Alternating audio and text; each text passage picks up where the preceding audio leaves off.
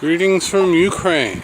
My name is Chip Taylor and I have a small farm here in southwestern Ukraine where we grow a few crops and we have a little bit of livestock, and I bring you these videos in order to help you better understand how to solve your own problems and how to manage a small farm. Right now under cultivation we've got about 1.5 acres. We've got about 3 acres total. But actually what we're going to plant in crops is about 1.5 acres, a little bit more than that. And so what I'm doing right now, I'm trying to stay ahead of the weeds. Right now we don't have an issue with the weeds. The snow just melted. Actually there's, you can see on the other side of the fence there's a little bit of snow still. So what I'm doing is trying to cover up the ground, any bare spots, before the weed seeds have an opportunity to germinate. And we're going to use some plastic and we're going to use some hay. Now what I did last November, because I've got a few pigs, that's my big sow, you can kind of see her back there. Last November what we needed to do was to make sure these guys stayed warm. They need about 40 degrees. I think we fell a little bit below that on more than one occasion.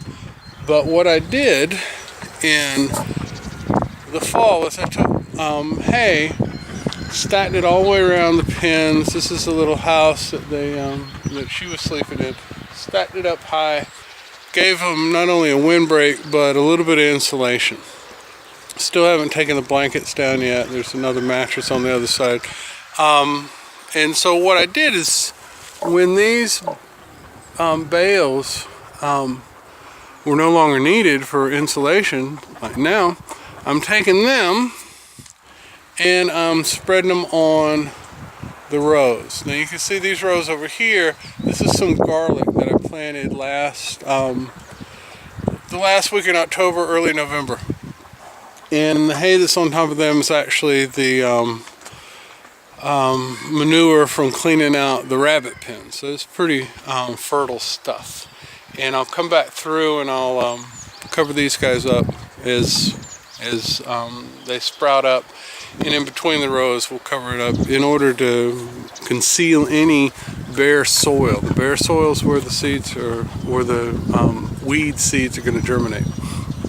So I got that going on. Just finishing up right here. And I've got an area that is about 35 feet across. And then it's about 120 feet from the far end of the garlic all the way to the back end. Now on the back end you can see where the soil stops. And you've got a little bit of leaf cover. What I've got over there is horseradish. And it's a little old. Horseradish just continues to grow, and some of the roots there are a little bit woody. The horseradish is good, but it's just needs to be worked. And so I'm going to cover all that.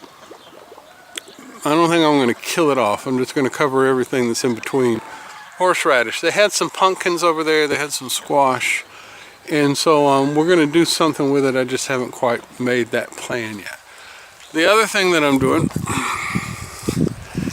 is I've got a chicken. Just one. I've got more, but out here I just wanted to try this out. I made these tractors. They're 18 inches wide, and I think that's 42 inches long and 18 inches tall. So I can put more than one chicken in there. And she's got some of the barley sprouts that are left over from last year that are starting to germinate, starting to sprout. I don't mind that. I actually scattered barley seed on top of where the horseradish was, in order again to suppress the weeds. The barley will germinate and get thick, and it should choke out any of the competition. So we're waiting to see what happens with that. This lady here, we'll put her between the rows. She's a little nervous about being in here by herself, but we'll put her between the rows and we'll let her do the weeding for us. Now the garlic was planted single row. I think it's about a 5-inch space. What I did is the distance from my thumb to my pinky is how close I planted the garlic. The rows are 18 inches apart, and they're hilled up. So it should get warmer before the rest of the soil does. Everything else that I plant is going to be pretty intensive seed planting. We're going to try to crowd out the weeds. The theory being that if I plant these plants close enough to where the leaves begin to touch when the plant is about 3/4 of an inch or 3/4 grown, it will choke out the weeds. So there's going to be some pretty intensive planting going on here. Lettuces, there'll be some beets, arugula, that kind of stuff, leafy plants. And then in between, we'll have our chickens. We'll spread some hay. This hay, I'd prefer straw, but what I had was hay. And so the difference being hay's got seeds and straw supposedly will not have as many seeds. So I don't want to implant a bunch of seeds, weed seeds, into the crops. But if we have an issue with weeds because of this hay, we'll cover it up with tarps and do the suppression that way. But also the reason I wanted to use this hay, it will it's extremely biodegradable, and so we're not going to remove it. We're just going to let it compost, and then as we go along, we'll make rows in between. We'll just dig out the row, and then as we do the raised beds, we'll just cover the hay up with dirt, and so this stuff will just stay right where it sits, and it will degrade pretty quickly. You know, everything slows down in the wintertime, and so the composting doesn't take place as quickly, or the disintegration of the hay doesn't take place as quickly. But as it's warming up, and it's a little bit better today, this stuff will enrich our soil pretty quick. You can see the soil is pretty dark here, and so it's got a lot of organic matter.